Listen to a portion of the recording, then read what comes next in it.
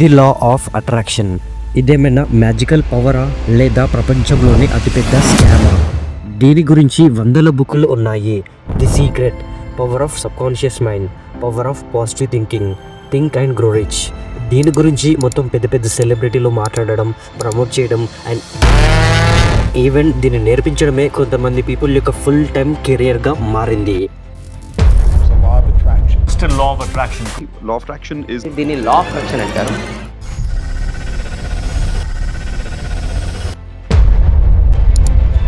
వీళ్ళందరూ చెప్పేది నిజమా లేదా ఇదేమైనా మూఢనమ్మకమా, గుడ్డి నమ్మకమా?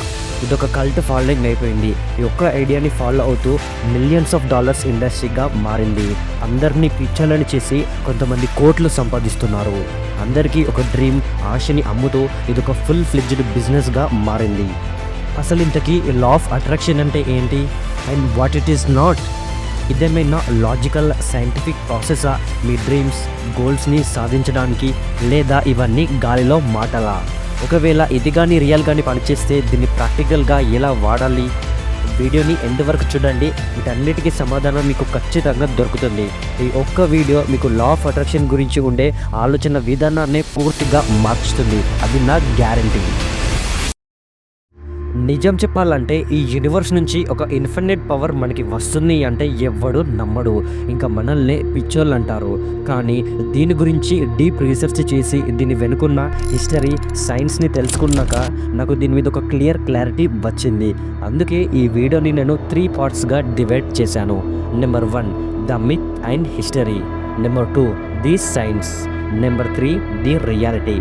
ఈ పార్ట్ 3 చాలా ఇంపార్టెంట్, ఎందుకంటే నేను ఇందులో మీకు యూస్ఫుల్ అయ్యే 4 స్టెప్ సీక్రెట్ ప్రాసెస్ని చెప్పాను. చలో ఇక మన లా ఆఫ్ అట్రాక్షన్ డాక్యుమెంటరీలోకి వెళ్ళిపోదాం.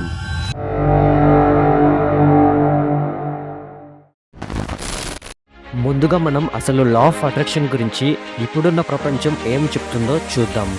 Part 1 the myth and history. Law of attraction definition చూసినట్టయితే the law of attraction is a universal principle that states you will attract into your life whatever you focus on. అంటే ఇదొక universal principal. ఏం చెప్తుందంటే మీరు దేని మీద అయితే focus చేస్తారో అదే మీ లైఫ్లోకి అట్రాక్ట్ అవుతుంది. అంటే మీరు ఏదైనా గోల్ కానీ డ్రీమ్ కానీ మీ మైండ్లో సాధించినట్టు ఊహించుకుంటే అది ఏదో ఒక రోజు ఖచ్చితంగా రియాలిటీగా అవుతుంది. మీరు డబ్బు గురించి ఆలోచిస్తే ధనవంతులు అవుతారు. మీరు హెల్త్ గురించి ఆలోచిస్తే ఫిట్గా ఉంటారు. మీరు ప్రతిరోజు అఫర్మేషన్స్ చెప్పుకుంటూ పోతే దేని గురించి అయితే చెప్తారో అదే మీ రియాలిటీగా అవుతుంది. బట్ ఇక్కడ నిజానికి మనలాంటి తెలుగోనికి, లాజికల్ థింకింగ్ ఉన్నోనికి ఇదంతా చెప్తే ఎవ్వడు నమ్మడు, ఇంకా మనల్ని పిచ్చోని వారా అని అంటారు. అసలు అనుకున్నదల్లా అట్లా జరుగుతుందిరా, మైండ్కి ఇట్లా ఉన్న దొబ్బిందా అని అంటారు. ఇప్పుడు ఎవరైతే ఈ వీడియో చూస్తున్నారో మీకు అలాంటి ఆలోచన ఉంటే మాత్రం ఈ వీడియో అయిపోయిన తర్వాత మీరన్న మాటలని మీరే వెనక్కి తీసుకుంటారు. So watch till the end. మీరు షారుఖ్ ఖాన్ చెప్పిన ఈ డైలాగ్ని వినే ఉంటారు. अगर किसी चीज़ को पूरे दिल से चाहो तो सारी कायनात तुम्हें उससे मिलाने की साजिश में लग जाती है. ఇక్కడ షారుఖ్ ఖాన్ చెప్పేది లా ఆఫ్ అట్రాక్షన్ గురించే. మీరు మీ ఆలోచనలతో మీ చుట్టూ ఒక ప్రపంచాన్ని క్రియేట్ చేయొచ్చు. దీన్నే ఇప్పుడు లా ఆఫ్ అట్రాక్షన్ అంటున్నారు. బట్ దీని హిస్టరీ చూసినట్టయితే లా ఆఫ్ అట్రాక్షన్ గురించి ఎన్నో వేల సంవత్సరాల ముందే మన పురాణాలలో చెప్పారు. బుద్ధిజంలో నేర్పిస్తారు. మన మైండ్ అనేది ఒక పవర్ఫుల్ టూల్. అది మీ రియాలిటీని క్రియేట్ చేసే పవర్ దానికి ఉంటుంది. మీరు మీ మైండ్ని కంట్రోల్ చేయగలిగితే మీరు మీ లైఫ్ని కంట్రోల్ చేసినట్టే అని బుద్ధిజంలో నేర్పిస్తారు.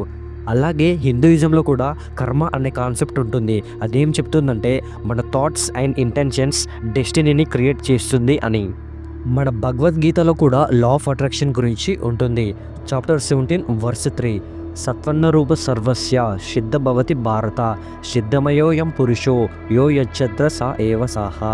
ఇదేం చెప్తుంది అంటే నీ గోల్స్ని సాధించడానికి నీకంటూ క్లియర్ కట్ ఇంటెన్షన్స్ ఉండాలి అండ్ నీ ఎబిలిటీ మీద నమ్మకం ఉండాలి. ఇలా ఉండటంతో నీ సబ్కాన్షియస్ మైండ్ నీ డ్రీమ్స్ని మేనిఫెస్ట్ చేసి రియాలిటీలోకి తీసుకొస్తుంది అని. అండ్ భగవద్గీతలో ఇది కూడా ఉంటుంది, కర్మకర్ ఫల్కి చింతా మత్కర్. అంటే నువ్వు నీ గోల్ కోసం పని చేసుకుంటూ పో, బట్ నీ రిజల్ట్ గురించి అస్సలు వర్రీ కావద్దు. ఇదే లా ఆఫ్ అట్రాక్షన్లో కొంచెం డిఫరెంట్గా ఉంటుంది. ఏమని అంటే focus on end result, not on the process అని. 14,000 సంవత్సరాల ముందే మన కృష్ణుడు ఈ లా ఆఫ్ అట్రాక్షన్ మేనిఫెస్టేషన్ గురించి చెప్పాడు, వాడాడు. ఇదేమీ కొత్తగా కనిపెట్టిన విషయమేమి కాదు. భగవద్గీతలో lord Krishna law of attraction గురించి ఎంతో చెప్పాడు. చైనీస్ ఫిలాసఫర్ అయిన తాజుమ్ లాయిడ్జీ ఒకసారి ఏమన్నారంటే, మీ థాట్స్ మీద ఫోకస్ చేయండి, అవి మీ వర్డ్స్గా మారుతాయి. మీ వర్డ్స్ మీద ఫోకస్ చేయండి, అవి మీ యాక్షన్స్గా మారుతాయి. మీ యాక్షన్స్ మీద ఫోకస్ చేయండి, అవి మీ హ్యాబిట్స్గా మారుతాయి. మీ హ్యాబిట్స్ మీద ఫోకస్ చేయండి, అది మీ క్యారెక్టర్గా మారుతుంది. మీ క్యారెక్టర్ మీద ఫోకస్ చేయండి, అది మీ డెస్టినీని నిర్ణయిస్తుంది అని. లా ఆఫ్ అట్రాక్షన్ని మొట్టమొదట యాన్షియంట్ ఈజిప్ట్ అండ్ గ్రీస్లో గుర్తించారు. ఆ టైంలో అంటే 1st and 3rd సెంచురీస్ మధ్యలో హర్మిస్ ట్రిస్మెజిస్టస్ అనే సేజ్ ఉండేవాడు.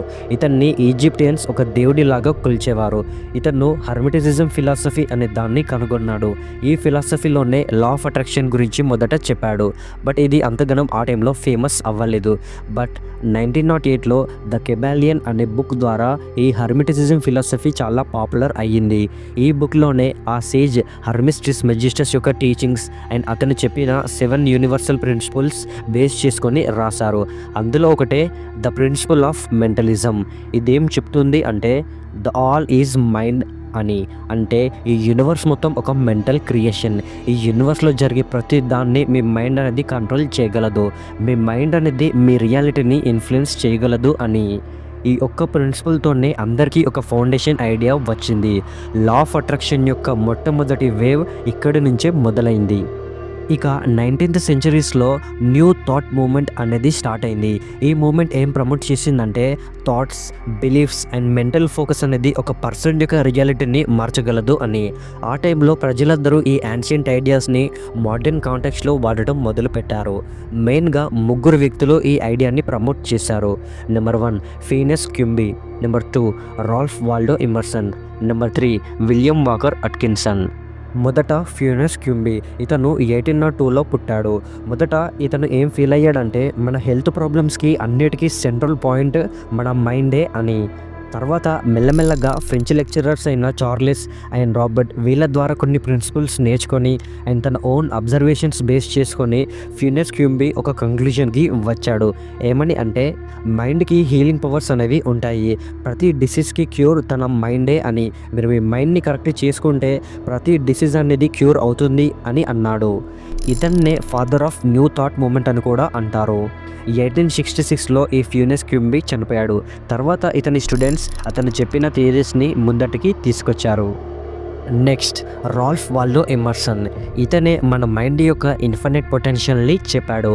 ఇతను తను రాసిన సెల్ఫ్ రిలయన్స్ బుక్ ద్వారా మేనిఫెస్టేషన్ యొక్క పవర్ని ఈ ప్రపంచానికి పరిచయం చేశాడు.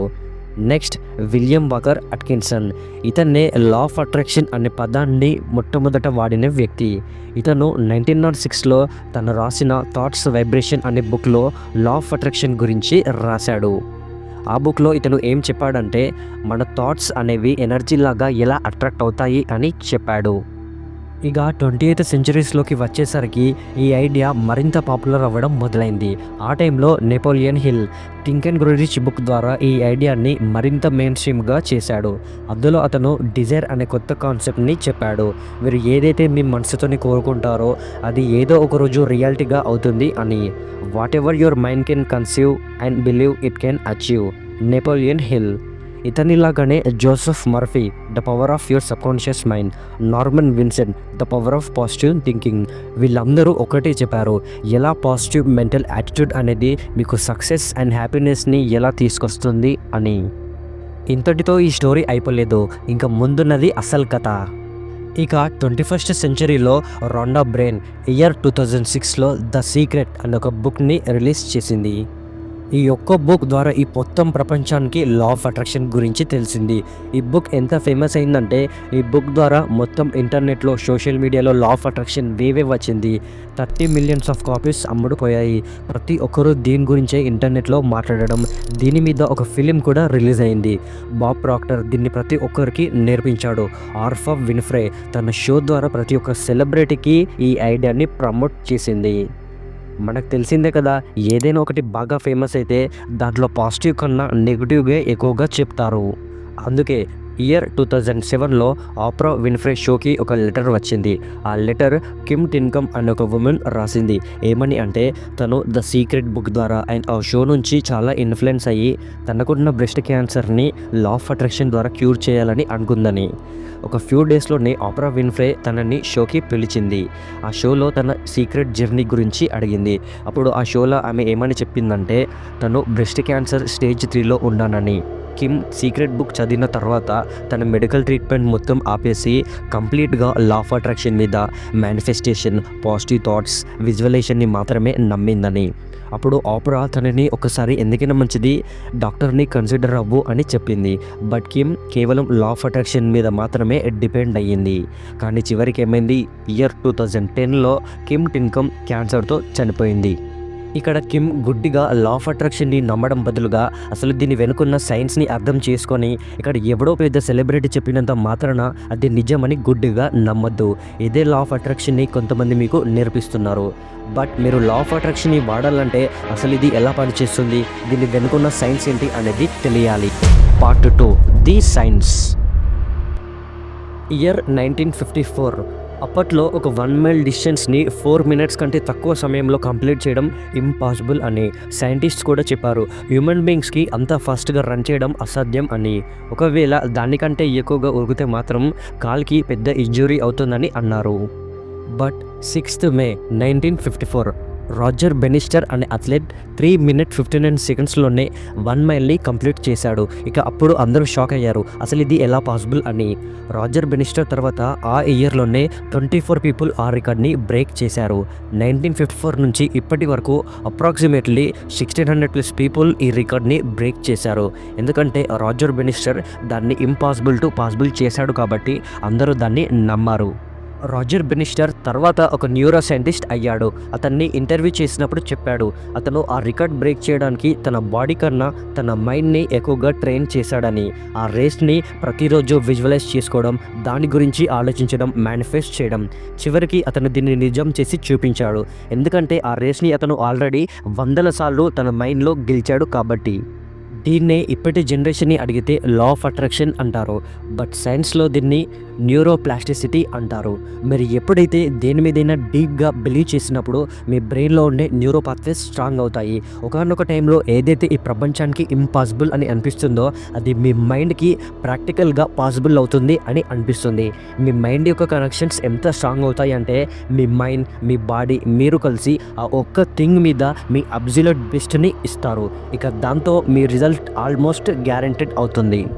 దీన్నే ఇంకొందరు సైన్స్లో CBT, cognitive behavioural therapy, placebo effect, RAS, reticular activating system అని అంటారు. అంటే మీరు కాన్షియస్గా మీ థాట్స్, యాక్షన్స్, ఎమోషన్స్ ఏదైనా ఒక స్పెసిఫిక్ గోల్కి డైరెక్ట్ చేస్తే మీ బ్రెయిన్లో ఉండే న్యూరాన్స్ యాక్టివేట్ అయ్యి దాన్ని రియాలిటీగా చేస్తుంది. క్వాంటమ్ ఫిజిక్స్ కూడా ఇదే చెప్తుంది. Our entire universe is a product of both our conscious and our subconscious mind. Our thoughts and emotions, mental manifestation is a real and powerful way to change your life అని. దీన్ని use చేసుకునే Elon Musk impossible be possible చేశాడు. Sachin Tendulkar 100 centuries కొట్టాడు. ఇంకా ఇలా హృతిక్ రోషన్, షారుఖ్ ఖాన్, విరాట్ కోహ్లీ, హార్దిక్ పాండ్యా, దిల్జీత్, ప్రియాంక చోప్రా, అలియా భట్, కృతి సనన్ ఇలా చాలామంది వాళ్ళు అనుకున్నది సాధించారు. ఇదంతా న్యూరోప్లాస్టిసిటీ వల్లనే పాసిబుల్ అయ్యింది. ఇయర్ 1996 చికాగో యూనివర్సిటీలో ఒక రీసెర్చ్ స్టడీ జరిగింది. Doctor BS Leto group of పీపుల్ని 3 గ్రూప్స్గా డివైడ్ చేశాడు. గ్రూప్ 1 పీపుల్ని డైలీ 1 hour బాస్కెట్బాల్ని రియల్గా ప్రాక్టీస్ చేయమన్నాడు. గ్రూప్ 2 పీపుల్ని ఆ బాస్కెట్బాల్ ఎగ్జాక్ట్ త్రోని విజువలైజ్ చేసుకోమన్నాడు. గ్రూప్ 3 పీపుల్ని ఏం చేయొద్దని అన్నాడు. ఈ ఎక్స్పెరిమెంట్ అయిపోయిన తర్వాత రిజల్ట్ ఏమని వచ్చిందంటే గ్రూప్ 1 పీపుల్ ఎవరైతే రియల్గా ప్రాక్టీస్ చేశారో 24% ఇంప్రూవ్మెంట్ చూపించారు. Group 3 people 0%. గ్రూప్ 2 పీపుల్ ఎవరైతే విజువలైజ్ చేసుకున్నాడో 23% ఇంప్రూవ్మెంట్ చూపించారు. ఇలాంటి రీసెర్చ్ చాలా చేశారు. బట్ ఫైనల్గా ప్రూవ్ అయింది ఏంటంటే మన మైండ్కి ఇమాజినేషన్ అండ్ రియాలిటీకి మధ్యన డిఫరెన్స్ తెలీదు. లా ఆఫ్ అట్రాక్షన్ ఇదే ప్రిన్సిపల్ మీద నడుస్తుంది. మీరు మీ మైండ్తో పర్టికులర్ టాస్క్ని విజువలైజ్ చేసినప్పుడు, దాని గురించి ఆలోచించినప్పుడు, ఇమాజినేషన్ చేసినప్పుడు మీ పర్ఫార్మెన్స్ ఆ పర్టికులర్ టాస్క్లో ఇంప్రూవ్ అవుతుంది. ఇక పర్ఫార్మెన్స్ ఇంప్రూవ్ అవుతే రిజల్ట్ కరెక్ట్గా వస్తాయి. అందుకే ఒకసారి ఆల్బర్ట్ ఐన్స్టీన్ కూడా అన్నారు, imagination is greater than knowledge అని. సో ఇప్పుడు మీకు అర్థమై ఉంటుంది, లా ఆఫ్ అట్రాక్షన్ అంటే ఏదో కాదు, మీ బ్రెయిన్ యొక్క న్యూరోప్లాస్టిసిటీ ఎబిలిటీ. దీన్నే ఈరోజు మేనిఫెస్టేషన్, ఎనర్జీస్, వైబ్రేషన్, ఫ్రీక్వెన్సీస్ లాంటి కాంప్లెక్స్ వర్డ్స్ని యూజ్ చేసి మీకు ఒక మ్యాజికల్ పవర్ లాగా దీన్ని అమ్ముతున్నారు.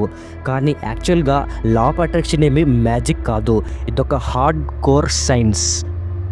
లా ఆఫ్ అట్రాక్షన్ ద్వారా మీరు డైరెక్ట్ రిజల్ట్స్ని అట్రాక్ట్ చేసుకోరు, బట్ మీరు రిజల్ట్స్ని సాధించడానికి కేపబుల్ అవుతారు. ఇదేమి మ్యాజికో లేదా పవరో కాదు. దీన్ని ప్రాక్టికల్గా చూసినట్టయితే అట్రాక్షన్ ప్లస్ యాక్షన్ అంటే law of attraction plus law of యాక్షన్గా అర్థం చేసుకోండి. ఇప్పుడు దీన్ని ప్రాక్టికల్గా ఎలా వాడాలో చూద్దాం. Part 3, the reality. మీరు law of attraction plus law of యాక్షన్ని యూజ్ చేసి సైంటిఫికల్లీ న్యూరోప్లాస్టిసిటీ ద్వారా మీ డ్రీమ్స్, గోల్స్ని అచీవ్ చేయాలని అనుకుంటే మీరు ఈ 4 స్టెప్స్ని ఫాలో అవ్వాలి. Number 1, realistic goal. మీరు లా ఆఫ్ అట్రాక్షన్ ద్వారా క్యాన్సర్ని క్యూర్ చేయలేరు, మార్స్ మీదకి వెళ్ళలేరు, గాల్లో ఎగరలేరు, చిన్న పిల్లాడిగా మారలేరు, సూపర్ మ్యాను, ఐరన్ మ్యానుగా అస్సలు మారలేరు. నేను మీకు ఇవి తెలిసేంత కామన్ సెన్స్ ఉంటుందని అనుకుంటున్నాను. ఇక మన పాయింట్కి వచ్చేస్తే ఇక్కడ మీ డ్రీమ్ ఎలా ఉండాలంటే సాధించడానికి ప్రాక్టికల్గా పాసిబుల్గా ఉండాలి. మీ డ్రీమ్ ఎంత పెద్దదనే సరే, బట్ మీరు సాధించడానికి ప్రాక్టికల్గా పాసిబుల్గా ఉండాలి. Number 2, belief. మీరు ఏదైతే డ్రీమ్ని అచీవ్ చేయాలని అనుకుంటున్నారో దాన్ని పూర్తిగా నమ్మాలి. నేను దాన్ని ఖచ్చితంగా సాధిస్తాను అని నమ్మాలి. ఇక్కడ మీరు ప్రాక్టికల్లీ పాసిబుల్ డ్రీమ్ పెట్టుకున్నాక అది ఎంత పెద్దదైనా సరే, ఫర్ ఎగ్జాంపుల్ స్పోర్ట్స్ కారు లేదా Lamborghini, Rolls Royce, range rover ఇవి కావాలి అని అనిపిస్తే ఇక్కడ మీరు ఇది నా స్థాయికి మించిన కార్, నేను దాన్ని కొనలేను, నేను దాన్ని కొనే అంత డబ్బునే సంపాదిస్తలేను కదా, ఇలాంటి ఆలోచనతో మీరు ఉంటే ఆ కార్ని మీ జీవితంలో ఎప్పటికీ పొందలేరు. ఇక్కడ మీరు ఎలా ఆలోచించాలి అంటే, ఓకే ఈ కార్ కొన్ని లక్షలు లేదా కోట్లు ఉంటుంది, బట్ అయినా కూడా దీన్ని కొంటున్నారు. నాలాంటి వాళ్ళు ఎంతోమంది ఉండే ఉంటారు, ఎవరైతే నాలాగా లో ఇన్కమ్తో స్టార్ట్ చేసి బట్ ఫ్యూచర్లో వాళ్ళ ఇన్కమ్ ఎంత పెరుగుంటుందంటే ఆ కార్ని కొనే అంత. టెక్నికల్లీ నేను కూడా దీన్ని కొనగలను, ఇట్ ఈస్ పాసిబుల్, అండ్ నేను దీన్ని కొని చూపిస్తాను, కరకే దికాంగా నేను నమ్మాలి. Number 3, feed your brain. Ranveer Singh actor కావాలని అనుకున్నాడు. అతను 21 ఇయర్స్ అప్పుడు తన బెడ్రూమ్లో ఒక మూవీ పోస్టర్ పెట్టుకున్నాడు. ఆ పోస్టర్ షారుఖ్ ఖాన్ అండ్ కాజల్ నటించిన దిల్ వాలే దుల్హనియా మూవీ. ఆ పోస్టర్ మీద షారుఖ్ ఖాన్ ప్లేస్లో రణ్వీర్ సింగ్ పిక్చర్ని పెట్టుకున్నాడు. రణ్వీర్ సింగ్ ప్రతిరోజు ఆ పోస్టర్ని చూసేవాడు. దాన్ని చూసినప్పుడల్లా అతను లైఫ్లో ఏం కావాలని అనుకున్నాడో గుర్తు తెచ్చుకునేవాడు. ఇక 3 ఇయర్స్ తర్వాత రణ్వీర్ సింగ్ యశ్రాజ్ ఫిలిమ్స్ ద్వారా తన ఫస్ట్ సినిమా హీరోగా చేశాడు. ఇలా మీరు మీ గోల్ని రోజు కనబడేలా పెట్టుకొని దాని గురించి ఆలోచించడం, విజువలైజ్ చేసుకోవడం, అఫర్మేషన్స్ అనడం, ఇక మీ గోల్తో అబ్జెషన్గా ఉంటారు. ఇక దాంతో న్యూరలాజికల్లీ, సైంటిఫికల్లీ మీ బ్రెయిన్కి ఇంకో దారేమీ ఉండదు సచ్చినట్టు ఆ గోల్ తీసుకోవడానికి. మీ బ్రెయిన్ ఎప్పుడు ఇవన్నీ ఐడియాస్ని మీకు ఇస్తుంది. ఇక మీ బ్రెయిన్ ఎంత క్రిస్టల్ క్లియర్ అవుతుందంటే దానికి తెలిసిపోతుంది ఏం కావాలని, దాన్ని సాధించడానికి అదే ఒక వేని ఎంచుకుంటుంది. ఫర్ ఎగ్జాంపుల్ మీరు మంచి బాడీ బిల్డింగ్ చేయాలని అనుకుంటే దాని గురించి ఆలోచించు, విజువలైజ్ చేయి, యూట్యూబ్లో ఫిట్నెస్ వీడియోస్ చూడు, హెల్త్ రిలేటెడ్ బుక్స్ చదువు, పోడ్కాస్ట్ విను, ఆర్టికల్స్ చదువు. ఇక్కడ నీ బ్రెయిన్ని అలా ఫీడ్ చెయ్యి నీ గోల్ డైరెక్షన్లో వెళ్ళేటట్టు. Number 4, take inspired actions.